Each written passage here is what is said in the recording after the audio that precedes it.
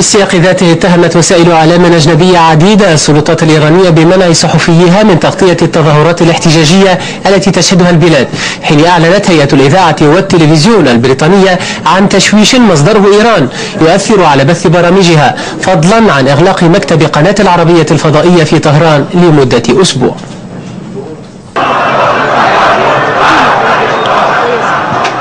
الآلاف من المتظاهرين في شوارع طهران احتجاجا على إعادة انتخاب الرئيس أحمدي نجاد، تباغتهم قوات الأمن على دراجات نارية في محاولة لتفرقتهم.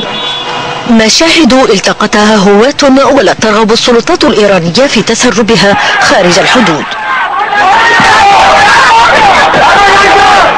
حدث منعت وسائل الإعلام من تغطيته، فصدرت معدات التصوير وسحبت التراخيص من الصحفيين.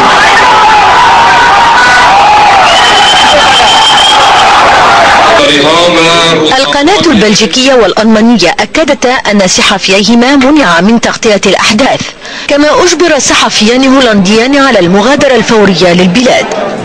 البي بي سي تحدثت عن تشويش إلكتروني للأقمار الاصطناعية مصدره إيران طرأ على برامجها الموجهة للشرق الأوسط وأوروبا. قناة العربية أجبرت كذلك على غلق مكاتبها في طهران لمدة أسبوع. نفس الشيء حصل مع مواقع الإنترنت. إجراءات اتخذتها السلطات الإيرانية بعد اتهام أحمدي نجاد الرئيس الإيراني لوسائل الإعلام الغربية بتشويه الحقيقة وبالمغالاة في نقل الأخبار عن إيران.